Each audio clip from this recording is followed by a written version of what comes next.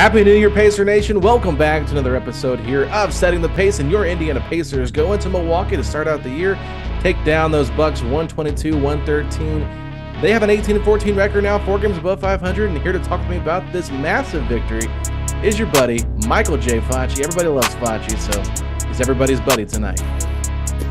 Hey, and I love everybody. But here's the thing. I got a smile on my face that I can't wipe off. Alex, the way this game started out, the Pacers trailing by as many as 15 in the first quarter, I had a bad feeling. I went, oh man, this is bad blood with Milwaukee. They are not going to overlook us. As many times as the Pacers were falling down and trailing in double digits, they never quit. They crawled back. This is a statement win. And I know that this is the third win over Milwaukee this year. This one it feels a little bit different. And it was a great response, a great fourth quarter. And man, I just don't want this winning streak to end. No, I mean, and the reason it feels different is because the Pacers had a target on their back. It was one of those things where it's like, okay, there was all this drama that happened last game. The Bucks were clearly amped up to play the Pacers after Indiana, took them out during the in-season tournament run to the championship game. And so Milwaukee was motivated. The Pacers finally have kind of got back on track. Milwaukee's been playing pretty good basketball. They've won 15 straight games in the Fiserv Forum. Haven't lost since October 29th against the Hawks at the beginning of the season. The Pacers give them a loss to start the year off with. And I just think it was one of those things where the Pacers were resilient. You talked about it.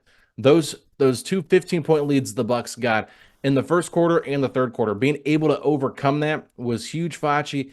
They had a 24-8 run, I think, in the second quarter, into the first, going into the second. The Pacers did to kind of get the lead back from Milwaukee, and I forget what the total run was here in the fourth, but I know that they were able to overcome a 17-6 run to close out the third and make it a 4-point game. So just really a resilient effort by the Pacers.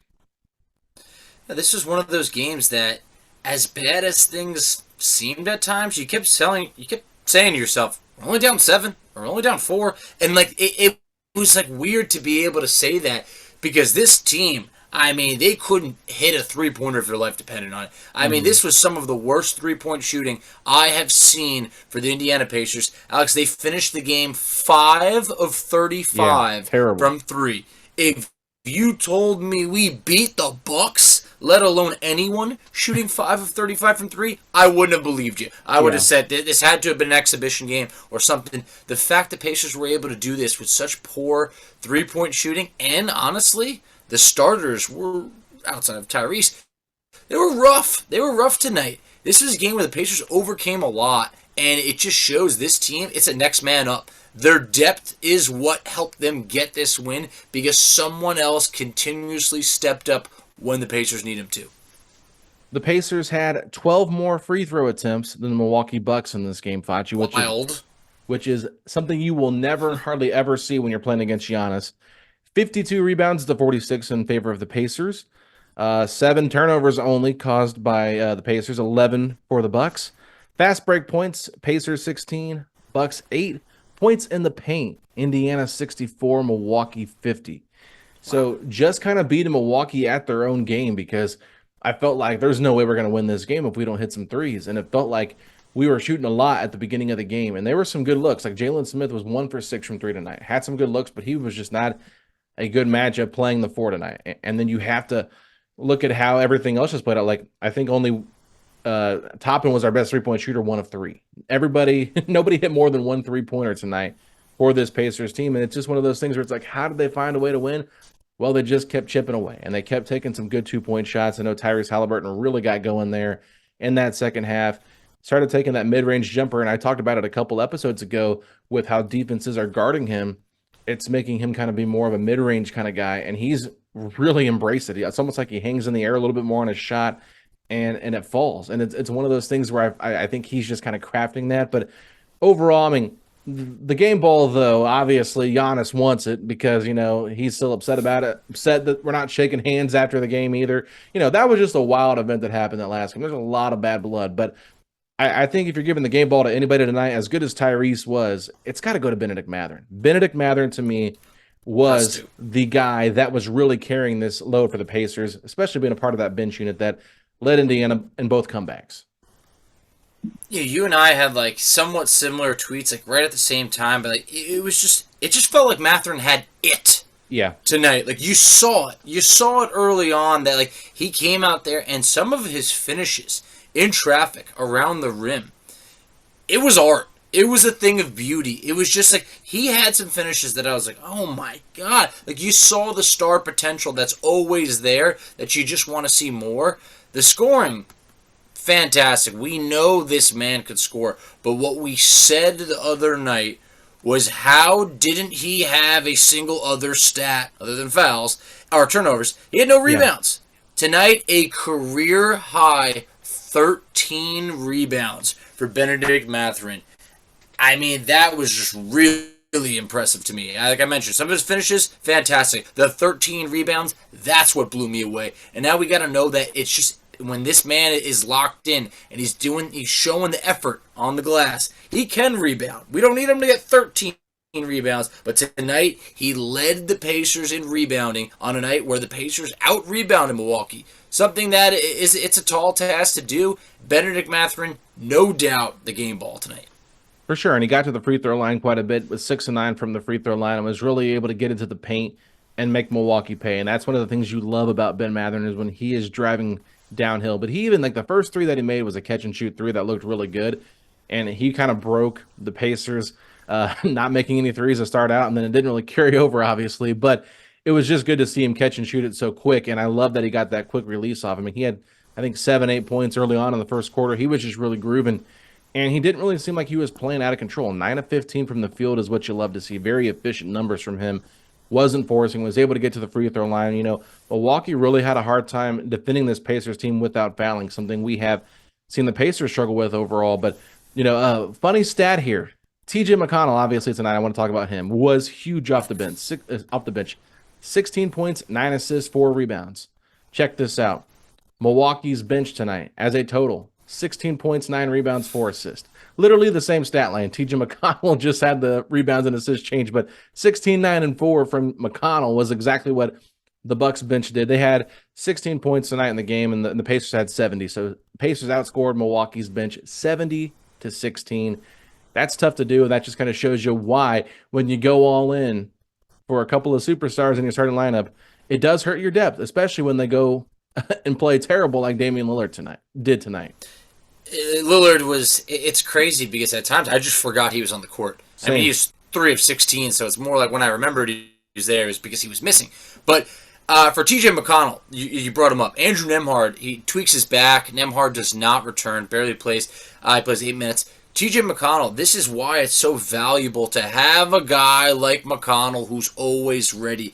He was a plus 31 in this game, and I had mentioned it. Some of his effort plays, they're never going to show up on a box score. But when he's diving for that loose ball at towards the end of the game where Chris Middleton's right there, I didn't think the Pacers were going to get the call. But they did. And that effort by McConnell right there, very few players are willing to go to the extent that McConnell was willing to go. And that right there is that man always leaves it all on the court. So amazing stuff. Such a blessing to be able to have a guy like TJ McConnell who can play, either not play for a while and then give you big minutes. I mean, 9 assists, 0 turnovers. Those things right over there. It's any team would kill for that. And just across the bench, I just felt like, you look at the starters, if you want to go from just a plus minus standpoint, it's ugly. I mean, Jalen Smith, a minus 19, Neesmith, minus 11, Turner, minus 20, Nemhard, minus 21, Haliburton, minus 5. Throw out some numbers here for the bench. We'll get into them individually, but Obi Toppin, plus 35. Yeah. Isaiah Jackson, plus 29. McConnell, plus 31. Buddy, 6, that was tough. But he was a plus 4. And then Mathurin, plus 22. The bench, which is a Pacers strength, and you looked at Milwaukee's bench, it was two totally different universes of a bench play tonight. In Indiana, I think that was a major difference in this game. Yeah, I think Buddy's numbers got skewed a little bit because he had to start that second half for Andrew Nemhard with the starter, so he was on the wrong end of that 15-0 run. Wasn't able to kind of weather the storm there, but the Pacers did a good job of adjusting it. There's a lot of different players we could look at here, but overall, I just felt like this was a really solid game from the bench, like you mentioned, and the way that the Pacers are built, right? A lot of these guys that are on the bench now were starters, so they're used to playing more minutes. than they're, than accustomed to, like, where you're seeing Jalen Smith get a jump up from 12 to 15 minutes to maybe 25, 30. The bench guys can come there and handle a heavier load like Matherin did tonight, playing 36 minutes. I actually think he was right there with Tyrese Haliburton for the most minutes in the game. And you could tell when he was on the floor, I mean, for him to play 36 minutes in the Pacers to be a plus 22, that basically says when he didn't come into the game in the first and the third quarter, that's when the Pacers got beat. And then when he was on the floor, they took advantage of Milwaukee's lackluster play or whatever you want to call it. So Matherin just really brought it tonight. But Buddy Hield 0-6, it was just a tough game. This is a tough matchup for Buddy Hield. I will just put it out there. I think unless he is knocking down threes, he can't really defend this team very well.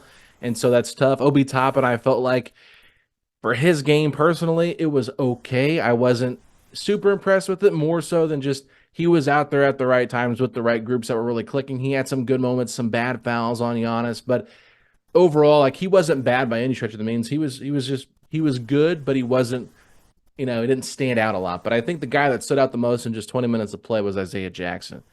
You could feel him on the court tonight, 18 points, 9 rebounds, Facci. Just another spectacular game from Isaiah Jackson. Despite the foul trouble, you got to love what you're seeing from him. He has impressed me. I mean, Isaiah he just plays with he plays fierce. I mean, his dunks, it's hard. He's just, at all points, he's trying to give you everything he's got. And Isaiah took quite a fall in this game. I mean, it looked like that man fell 8 feet in the air when, he got tangled up with Bobby Portis. And I was like, oh no, this could have been bad. One, I want to give a shout out to Matherin for immediately holding him back so tempers didn't flare. But two, he was also all right. He easily could have been hurt, and I'm glad that he wasn't. But Isaiah played so well. We talked about it the other night. What happens when Bruce Brown comes back? Is Isaiah out of the rotation? A night like tonight is like, whoa, that can't happen. He's playing too good to the point where I got so annoyed that I got worried that when he picked up that fifth foul, when he pushed Giannis, I was like, no! Like, we need you out there. And I worried, like, don't tell me this is when Milwaukee's going to go on a run. I never thought I would be that nervous for Isaiah Jackson to pick up a fifth foul to start this year. I never thought I'd be screaming at the TV, no, Isaiah! Like, it's like, that's how meaningful he's been able to be for the Pacers. And I'm just so proud of what we've seen out of him. I mean, could this man have packed a bigger punch in 20 minutes of play? The stat line of 18 and 9, 6 of 9 shooting, I mean, that you would have been impressed if that happened in 30 minutes. He does it in 20. Yeah, I will say one of the things that I've really liked about Isaiah Jackson is just his ability to stay under control when he catches those tough passes. And his footwork has gotten really, it's really improved, I should say. I continue to see him grow as a player. And, at the beginning of the year, I was like, man, I'm not really impressed with Isaiah Jackson. I was like, he's my least favorite Pacer. Because at just one point, I'm like, he really didn't step up and take the bull by the horns, especially in the preseason. Like, he was given the backup role, and it wasn't Jalen Smith. Jalen Smith was the third string, and he just didn't really go out there and play well in that matchup against Memphis. So, Jalen Smith ended up playing better than him, and I think he kind of earned those spots, and Jalen's shooting has really helped. But to me, it's one of those things where Isaiah continues to just find ways to be impactful. He didn't even have any blocked shots tonight, and that's one of the things he's known for doing. But his activity, Milwaukee's a little bit of a slower team. Portis, Lopez, even Giannis is not like super quick off his feet. You see a lot of guys kind of blow by Giannis and he'll try to recover, but he's not like a quick twitch athlete like you see with Isaiah. Like, Isaiah just gets off his feet in like seconds. He's like a pogo stick. Yes. And so I think like just having someone like that's that athletic, that can catch a ball and just get up and put it in the basket really quick is kind of more challenging for some of these guys. Jalen and Miles are not that way either. They're a little bit slower. So having that, type of, adjustment you can make, not adjustment, but that other option you can have with your stylistic of play, I think that really does help. And so, Isaiah Jackson, it's been an up and down time for him this year, but I feel like probably over the last month, he's been really, really good. Way more ups than downs. Way more. I mean, the downs at this point are like, you know what? Eventually he'll come down to earth. But I think for right now, I mean, he's soaring high. And I think that when you look at this, like, the Pacers did things differently than last time against Milwaukee. I mean, last time against Milwaukee, the Bucks scored 140 points. Yeah. All right. They went to the free throw line. I have it right in front of me. I believe it was 48 times. 48 times. Giannis went to the line 32 of those times. Tonight, Milwaukee shoots 26 free throws, so almost about half. And Giannis only went to the line 11 times. I mean, holding Giannis to 30 points. I know he had a triple-double. He had 30, 18, and 11. And I can live with it all night long. Because I just feel like holding Giannis to 30 is a win when last time he had 64 against the Pacers. And you see that starting lineup that the Pacers had last time against Milwaukee. Obi Toppin was in the lineup, Bruce Brown was in the lineup, and Buddy Hield was in that lineup. Completely different starting five, and look, it's not like the starters, really were the big reason why the Pacers won, so maybe it's just a coincidence, but I just felt like this was it felt like a different Indiana team than what the Bucks saw last time. Like, we were just preyed upon, and Giannis just feasted, and I felt like tonight you saw Milwaukee kind of start to fade away a little bit as the game went on, and Indiana just continued to get stronger.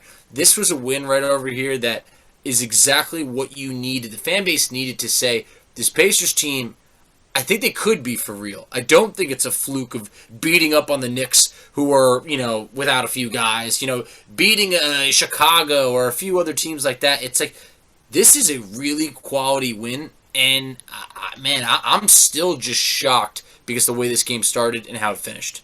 I will say the Pacers did a much better job defending Giannis in this game. Much better. And one of the things that I saw them do was basically say, okay, we're going to let you have the ball at the top of the key. And they really weren't picking him up until like right below the free throw line. Like Obi Toppin several times was standing way below the free throw line, just kind of waiting for Giannis to get his momentum going. They're like, shoot the ball from outside. We dare you. And then whenever he would try to get the ball and drive, the Pacers were doing a pretty good job at sending help. And I think that help kind of, and I know Quinn Buckner brought it up too, like walling off Giannis made it more difficult for him. He had 0 points outside of right at the basket or at the free throw line. His mid-range jumper, his three-point shot, he wasn't hitting any of those. And so it was really good to see the Pacers kind of dare him to shoot those. I think he went 11 of 20, which is he did 55%, but I feel like Giannis has been shooting around 70% against the Pacers because of where he's getting his shots from. And if he wants to take three-point shots, that is a win for the Pacers. So I thought, like you mentioned early on, when Malik Beasley got hot and Brook Lopez got hot, I thought, okay, it's going to be a long night if these guys are going to get going, because the Bucks are so hard to defend when you have to worry about Middleton, Lillard, and Giannis already. So when the role players get going, that just makes it even more of a tough challenge. But the Pacers never gave up. They didn't let the 15-point leads get them down. And even though there was times you could tell that starting group was frustrated, it's almost like they were just like, especially in the third quarter, it felt like they were just like ready to explode with anger because they were so mad they couldn't stop Milwaukee's momentum. But they just kept chipping away. And one of the good things that I saw from tonight's game was the combination of T.J. McConnell and Tyrese Haliburton. This has been a group, or a duo, I should say, that has not usually worked well together. That pairing is a little bit off because you want the ball in Haliburton's hands. You want McConnell to kind of be off ball a little bit. But with how much attention that Haliburton's getting, it does help having another playmaker out there in McConnell, and someone that the Bucks really weren't paying attention to or respecting like they should have. And McConnell made them pay for that in the fourth, but I also thought that it freed up Tyrese in this game too to be a little bit more off ball and get some different looks than maybe he would have gotten had he had the ball in his hands the whole entire time. No, honestly, both point guards, they've had their moments at times. In this game, they combined 20 assists to just 2 turnovers. But also for Haliburton, in that first half, it was rough. He struggled from the field. He was 3 of 10, 0 of 4 from 3. Look, the whole team shot bad from 3, but he goes 3 of 10 in the first half. Alex, he finishes the game 11 of 22. Think about that. So he finishes in the second half. He shoots 8 of 12 from the field. He had 9 points in the fourth quarter.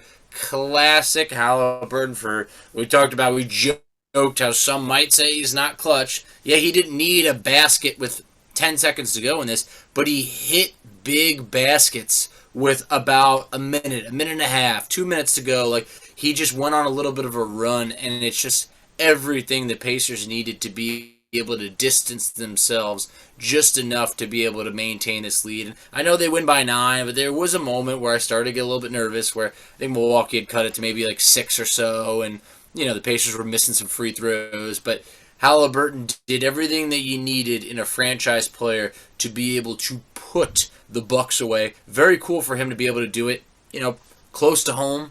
For him, be able to have a performance like this, awesome, awesome stuff. And just overall, I mean, when you could win a game like this, when everything goes wrong shooting wise, it gives you confidence to just say, you know what, we can beat anybody on any given day. And one thing that we didn't talk about, we mentioned a little bit, the turnovers. I just felt like the Pacers did a fantastic job protecting the ball tonight. Just 7 turnovers. Yeah. Major ingredient of why the Pacers were able to, win this game. No, I mean, and that's the thing. I don't think Milwaukee's defense is going to really pressure you a lot.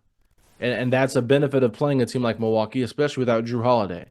So, there is a lot of pros and cons to making that kind of trade when you do trade Damian Lillard or trade for Damian Lillard and get rid of Drew Holiday. But, look at where the Celtics are at now. The Celtics are playing some of their best basketball. And, I definitely think that Milwaukee felt like they needed to make that change offensively. But sometimes I think too much change is a bad thing. And we'll see how it plays out for them in the playoffs. But this team does not seem, to me, as fearful as they once did just a year ago. And maybe that's because the Pacers have gotten better, but it's also just because I feel like we can score on this team. Like they've become, they were a good scoring team the last couple of years, but it feels like you can find different ways to guard them. Middleton, Lopez are a little bit older. Bobby Portis is not old by any stretch of the mean, but he is kind of hit or miss with his impact on the court.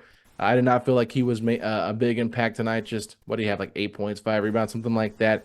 Yeah, 4 of 12 shooting though. Ugh. Yeah, he was not very impactful tonight, and he got into it a little bit with McConnell there a few different times. He was jawing with Jackson. He got a technical foul. Kind of does his normal stick, right? Yep. Andre Jackson Jr. was nothing tonight. Only played like 5 total minutes in the game. So you really saw like, okay, if Milwaukee is a team that is flawed, and I think the Pacers beating them 3 out of 4 times.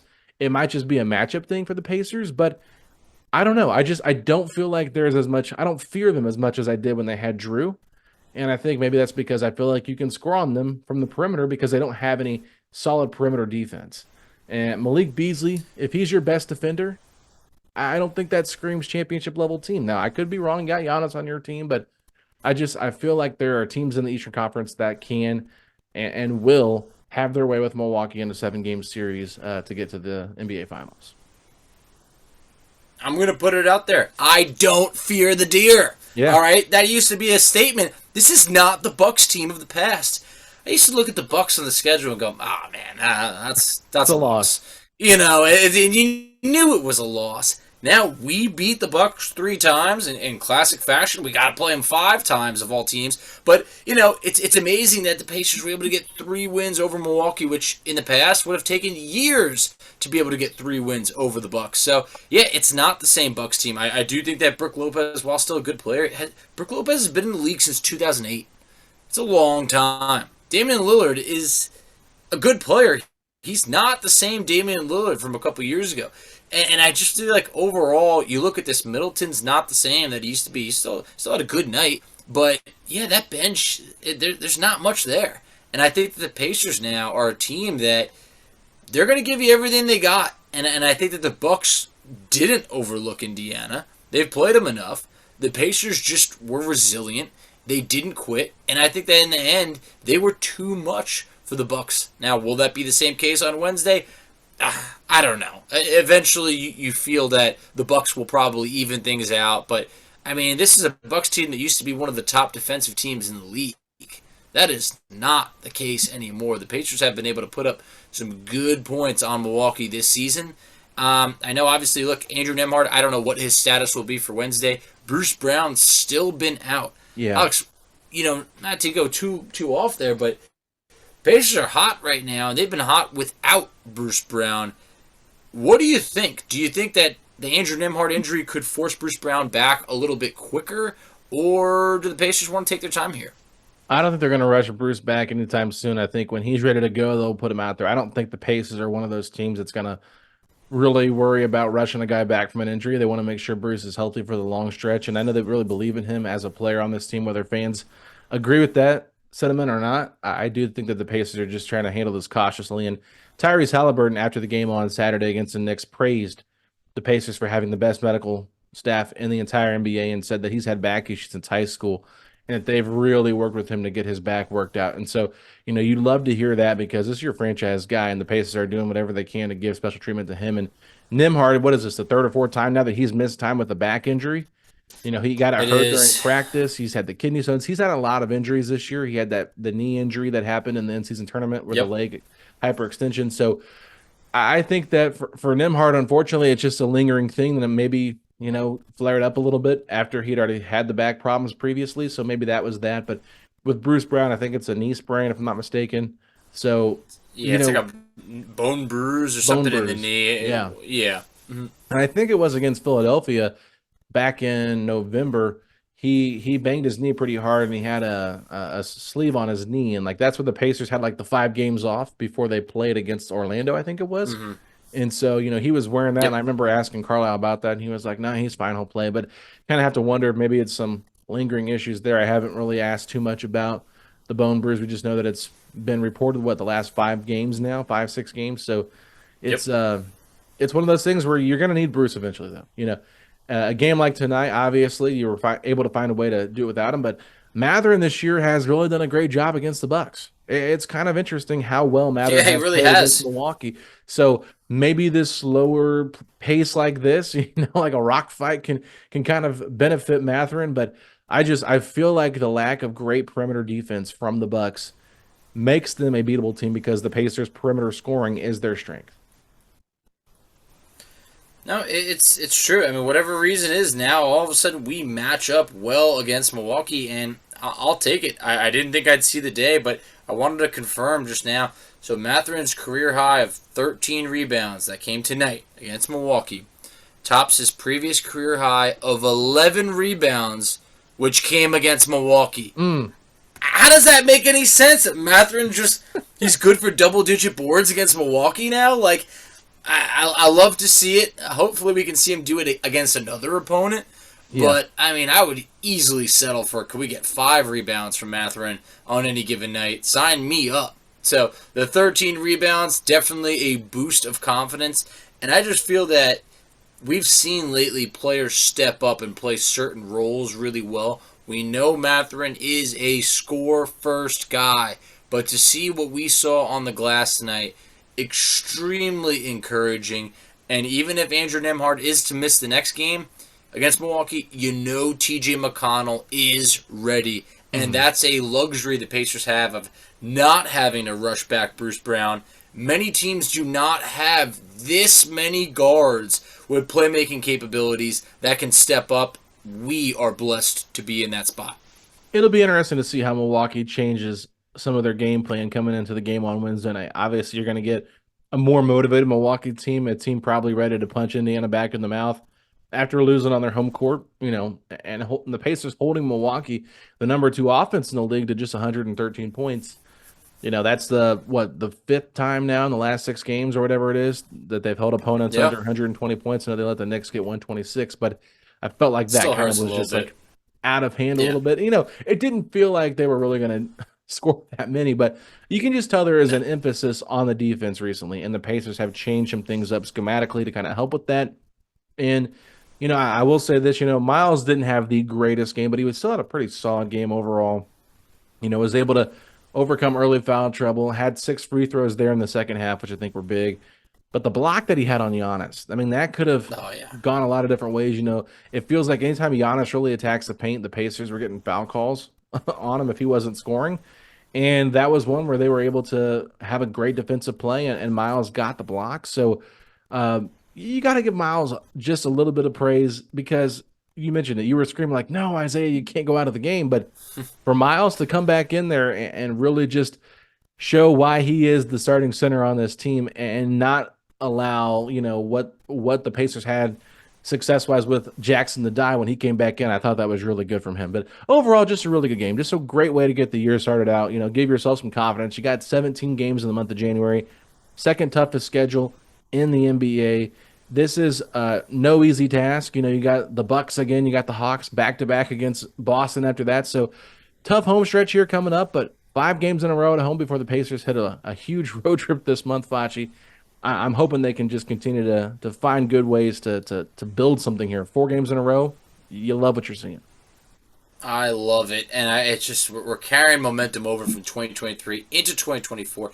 And don't look now, but the Pacers are in the sixth spot, Mm. just one game back of being the 4 seed. I mean, we've said time and time again, this team needs to make a move. They need to make a move for right now to be in the spot that we're in. It's just so encouraging knowing that there's. It's crazy because there's still a part of the fan base that's like, we're not. Why even make the playoffs? Just focus on a draft pick. It's like this is a good team. This is a good team that if you can add to it, they could definitely be a playoff team. But I think that it is not unrealistic to say this Pacers team could be a top 6 seed. I don't want to get ahead of myself, but it's not unrealistic. That's why I definitely feel that they can be at minimum a top 8 seed. The schedule is going to be hard, just like you mentioned, but this Pacers team is also going to get Bruce Brown back. Eventually, you do hope they make a move. I feel like help is on the way, and the front office can see right now that you want to take an opportunity when it presents itself. And if there is the right opportunity, I do think that they will pounce on it, come the trade deadline. This month will tell us a lot. If It the will. Pacers are able to string together some wins here this month and kind of prove that this group right now is okay with where they're at, then I don't think the Pacers will make a drastic change by the deadline if this team is playing good basketball heading into February.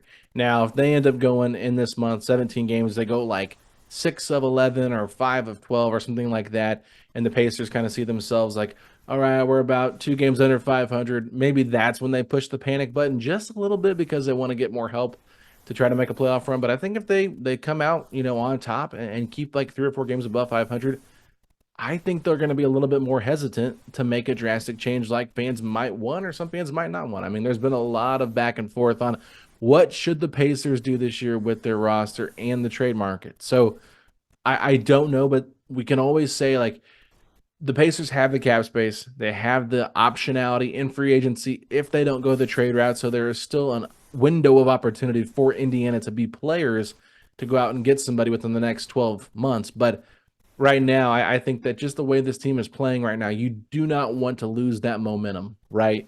That they've established together. Keep riding the high. If this was, if they start playing like they did after the in-season tournament, that's when you get a little bit more worried. But they've found some different things that they've been working on, whether it's been the lineup change or the schematic change. And I think they have the players on this roster to be a top 6 team in the Eastern Conference. And maybe that is just the stepping stone they want to take this year as they still look to develop their young players. No doubt about it. I mean, you still remember when the Pacers were going back to back conference finals. They made a couple moves. They traded for Evan Turner. You brought in Andrew Bynum. Didn't work out. Messed with the chemistry. Messed with the locker room. I just feel like they wanted to make moves to push ahead, and I think it ended up having a negative effect on the team. Look, we're not going to back-to-back conference finals right now, but that's what it reminded me of. But right now, we look back, and Chad Buchanan came on our show. We were really excited about this team. He said, I'll let you know how I feel about it in January. That really felt like we got to get through a little bit of October, November, December. That's not when you really get a feel for a team. Once you cross January, you enter into 2024, that's when you can start to see a 25, 30 game sample size of what a team could be. So right now, hey, it is officially January, and I'm feeling good. But we could have a totally different feeling after this month. So I just want to keep these good times rolling one game at a time. But you can't complain one bit about 18 and 14. I don't know off the top of my head what that would put the Pacers on pace for, but I've always felt this year if the Pacers could be anywhere around 45 wins, that's a really awesome step forward. That really is for a team that won 35 last year. It is so hard to continuously win 10 more games than the year before. You just don't see that happening. So right now, I would say 18 and 14. That probably puts them on pace for roughly 45, probably a little bit more actually, in terms of wins. We'll see how this month plays out and see if they're still on pace to do that. Like I said, they got a really tough schedule, but one game at a time. You can't look too far ahead of the schedule and just who's your opponent the next night up? Let's go out there and beat them. What can we do to beat them? And I think the Pacers can do that. So last thing for me, did you see what James Johnson wore into the building tonight? No, I didn't. No, I did not. Nope. Okay, so he has on a black hat that says security on it. He also I saw him walking with Tyrese, but yes. Yeah, I didn't know. I didn't see what it was in specific. He's also got on a shirt that said Wild Boys Party. No S, F around. So James Johnson clearly knows his role on this team. He's here to be the enforcer. He's here to be the team leader. He's here to be that good mentor in the locker room. And let's be honest, I think that his presence has been felt here. Our man Rooster did just share this picture on Twitter about 20 minutes ago. So if you're looking for it, that's where you should go. I am looking at it right now. It's weird because the second I opened up my phone, it was the first thing that popped up. So it couldn't have been any more. It must have been. I mean, look, if we talk about things, I think my phone's just listening. Either way, I got the picture, and it's just awesome because James Johnson truly is our security. And when Isaiah Jackson got that tough foul, I thought, why don't we give James Johnson a little bit of run, a little bit of playing time right now? It's just, let's get him out there and just have a quick conversation. That's all. But awesome to have him over there, and I think that this is that veteran. To have another veteran in there, I think is a big difference. Look, we can't just look at the roster and say, look at the schedule and say, okay, what's our record since we signed James Johnson? We can't say that. But at the same point, I guarantee you he's providing a lot of veteran leadership behind the scenes, and that is always useful in the NBA. Yeah, he's just a very welcomed addition to this roster with what they needed, and it just kind of completes the personalities that this team needs. They have a lot of good players, a lot of young players, a lot of guys trying to evolve into a different role, but sometimes you see that big brother to come back you up, to be there for you, to support you. It's one thing to go to a basketball game and play your best, but when your parents are there in the stands, your family members are there in the stands watching you, it just makes you feel a little bit more comfortable. And I think that's kind of where James Johnson fits in with this team. He is just that guy that he's there for support. He's not going to be on the court really adding a lot of extra to this Pacers team. He's just there to be the enforcer. And we know, Giannis wasn't running down the hallway tonight. He wasn't wanting the game ball tonight. He looked over, saw James Johnson once. Was like, all right, Thanasis ain't here to back me up either tonight. Thanasis was out for personal reasons. We're not going to do this tonight. We'll see y'all in Indiana. We'll see y'all in Indiana Wednesday. Let's shake hands, because apparently that's the new story from the Milwaukee newspaper there. Their version of the Indy Star basically said that Giannis was not mad about the ball. They knew they had the ball. It was about the handshakes. The Pacers wouldn't shake their hands. Had to change the narrative, Facci, whatever fits, right? Exactly. And you know what? Bucks fans were a little quiet tonight on Twitter. None of my I didn't see them. I don't know where they were. Maybe they weren't watching the game. I don't know. Seemed to be a little bit quiet. We'll see who pops up in our YouTube channel after we say this. But at the same point, you know what? Hey, it's a little bit of a rivalry brewing, and I think that right now the Pacers are no pushover. This is not the same Indiana team of the past, just like this is not the same Milwaukee team of the past. Alex, 2024, it's treating us well. The winning streak continues. Yes, it does, Facci. Go ahead and let the people know where they can find us at on social media. Absolutely. So you can find us on Twitter at PacersPod STP. You can find Alex on Twitter at AlexGoldenNBA. I can be found on Twitter at _FACCI. You can find us on Instagram at PacersPodSTP. You can find us on Facebook at Setting the Pace. You can find us on TikTok at Setting the Pace. And Alex, tell them where they can check us out on YouTube. Ladies and gentlemen, you can go to youtube.com/Setting the Pace, a Pacers podcast, where you can find all of our video content. And please leave us a 5-star rating and review wherever you get your podcast, because we want people to know about this show, and we want to thank you all for another excellent 2023. We had a fantastic year of growth as we continue to add more and more listeners to the podcast via audio and YouTube, so that means a lot to us. But Facci, if you're hoping the Pacers can give the Bucks their 4th loss to the Pacers this season on Wednesday night, please scream those 3 words. Let's go, Pacers!